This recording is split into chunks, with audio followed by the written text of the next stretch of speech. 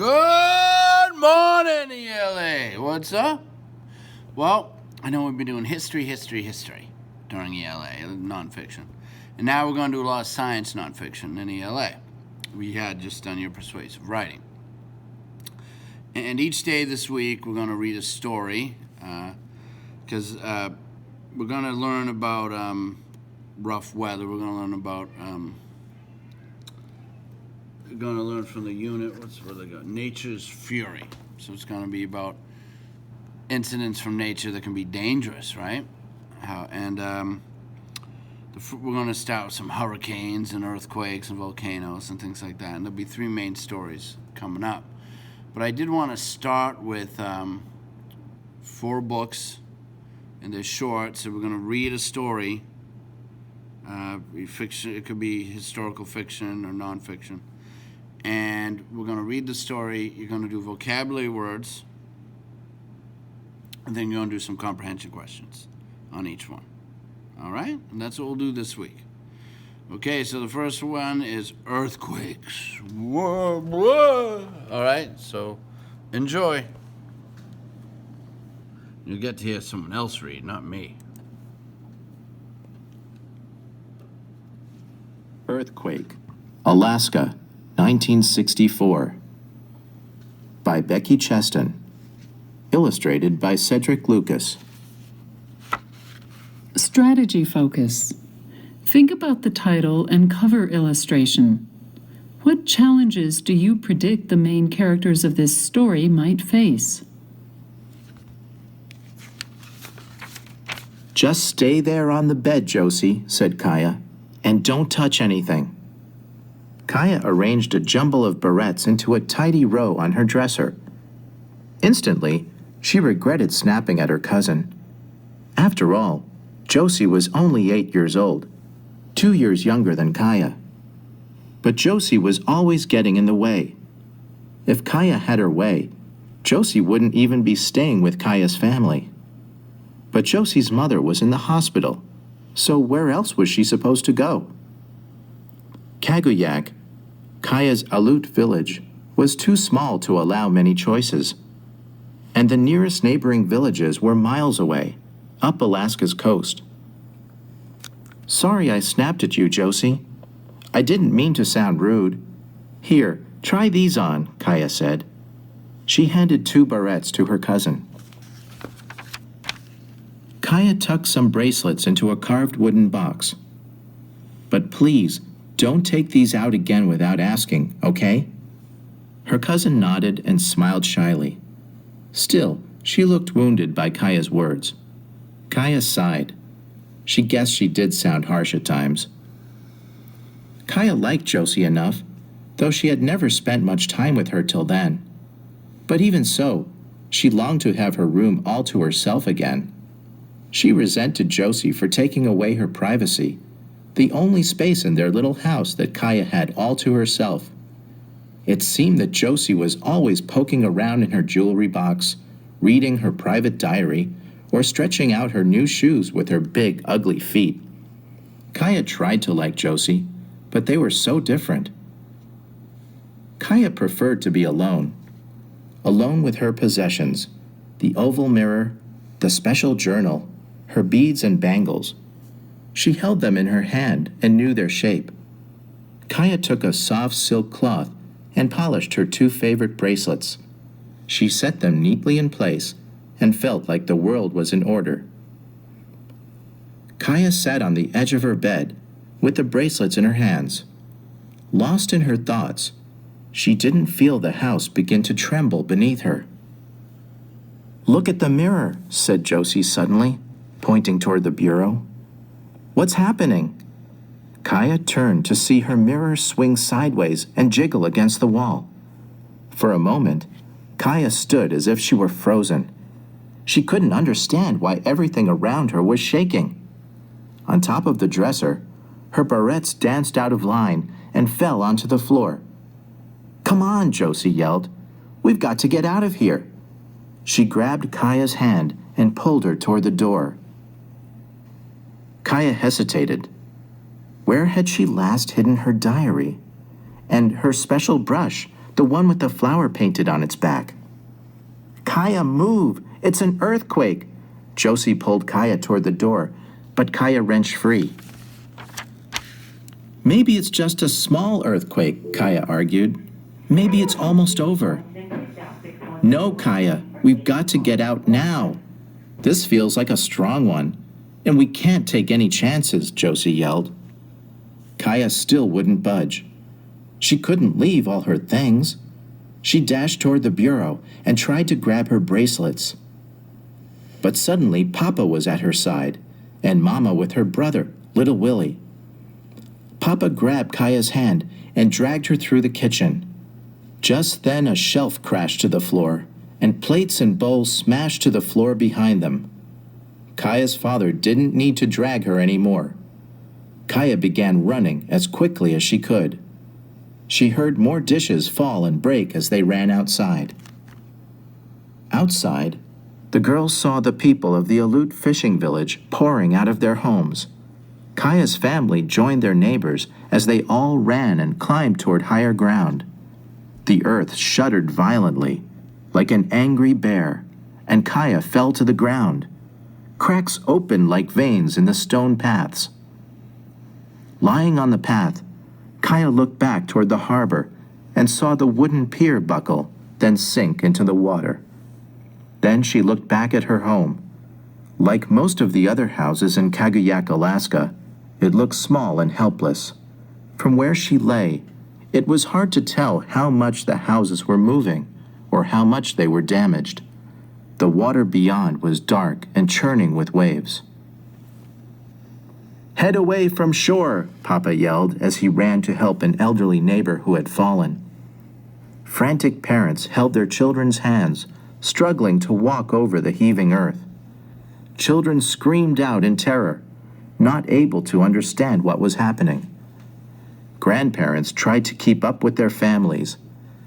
Kaya saw two people being pushed in wheelchairs nearby. For a moment, Kaya didn't see her mother. Then she heard her mother scream. She saw Mama, still holding Willie, lose her balance.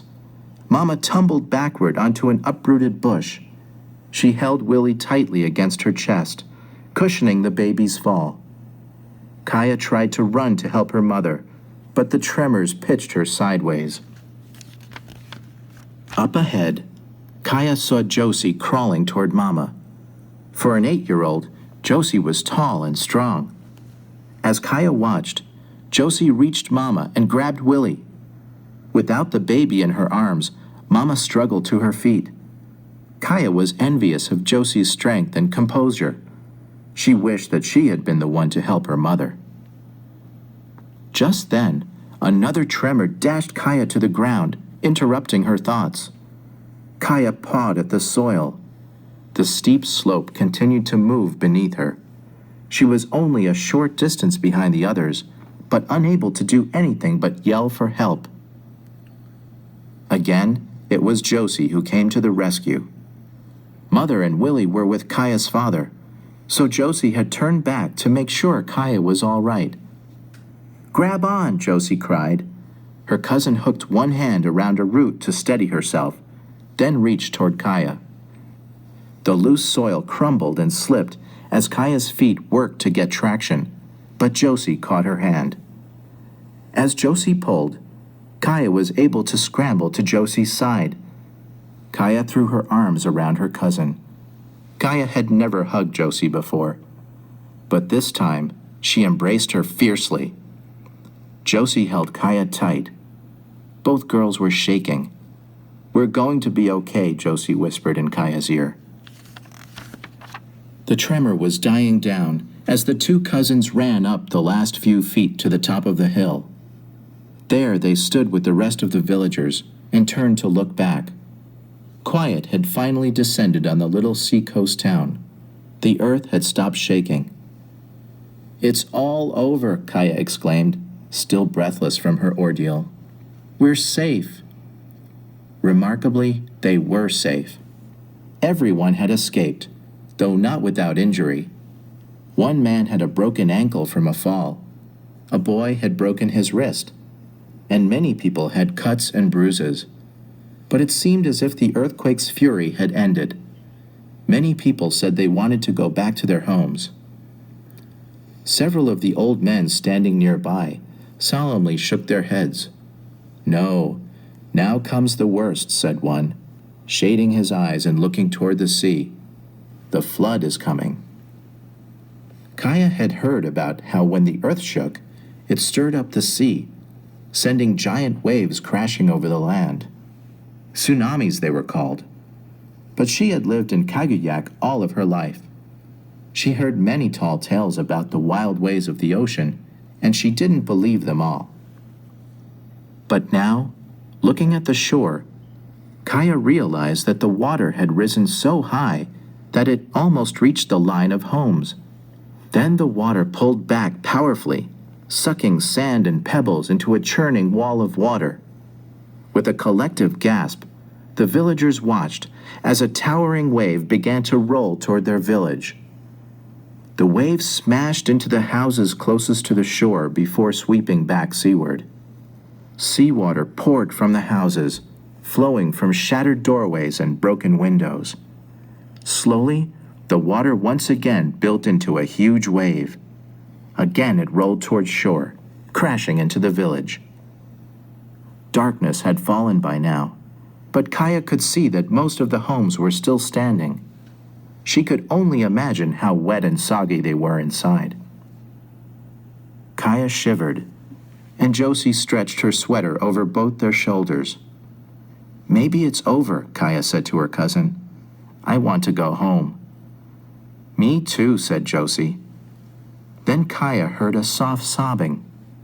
It was from Josie. "I want my family," she said quietly. Then it was Kaya's turn to help Josie. "We are your family for now," she replied, hugging Josie tightly. Papa heard the girls.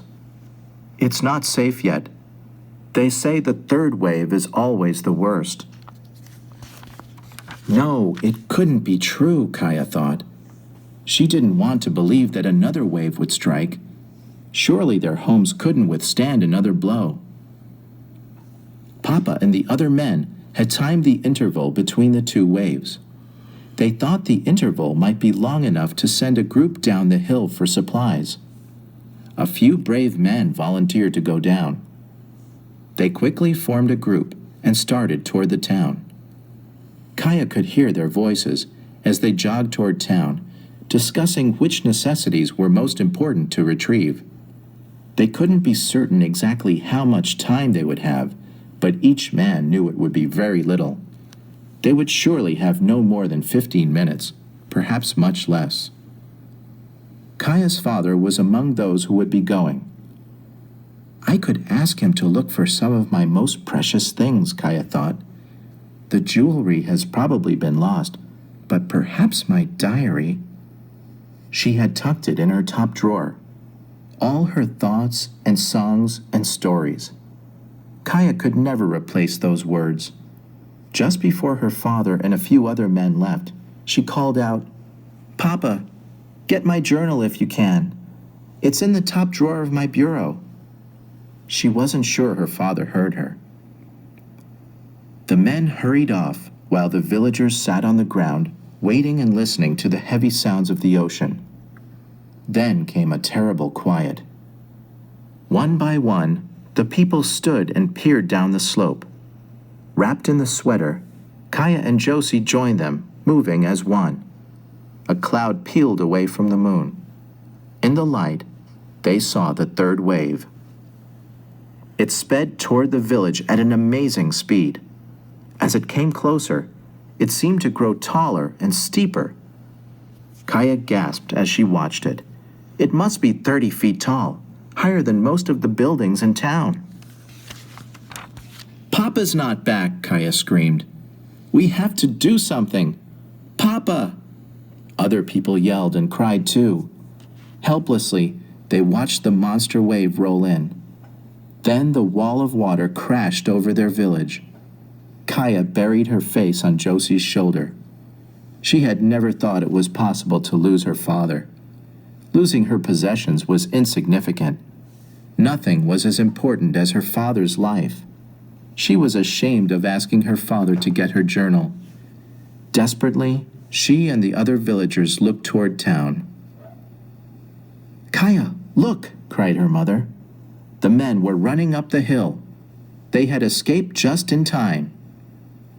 Kaya ran to her father. Though he was busy passing out blankets and flashlights, she flung her arms around his neck. "Papa, Papa, I was so scared for you," Kaya cried, with tears of relief streaming down her cheeks. Mama, Josie, and little Willie joined them. Then someone shouted, "The village! Look at the houses!" The wave had pulled back to sea, leaving a grim scene behind. Of Kaguyak's dozen homes, at least 6 were badly damaged. The sea had knocked 2 buildings partly off their foundations and flooded the interior of all the remaining structures. Roofs were hanging limply where walls had collapsed. 2 houses, including Kaya's, were no longer even there. They had been smashed and swept out to sea. Only the houses farthest from the shore escaped the terrible damage. Silence settled over the villagers on the hill. "I'm sorry, Kaya," Papa whispered. "I couldn't get your diary." Kaya shook her head. How could her things have seemed so important to her just minutes ago? She could replace them all, and the words, they were in her heart. In the chilly darkness, the villagers stood in shock for a long time. Almost everyone was quiet, except for a crying baby. Slowly, though, people set about the tasks necessary to make everyone as comfortable as possible. The men distributed the small amount of food they had carried from the town. Some people were handing out the blankets that had been saved. "The waves hit all along the coast," said one man, kneeling by a radio. "But it sounds like help is on the way." On the hillside, the villagers clustered in family groups and comforted one another. Because of danger from the aftershocks, it would not be safe to return to their homes, or what was left of them. Kaya thought about all that had happened and pressed closer to her father. Despite losing almost everything, she knew she still had what she needed most. Responding. Okay, so now you're going to do some vocabulary work, and then you're going to answer these questions in a complete kickback sentence. I want these kickbacked and answered. That's what the skill I want you to practice. All right, so have a great day, and woo! Glad we don't have to deal with any earthquakes. All right, bye.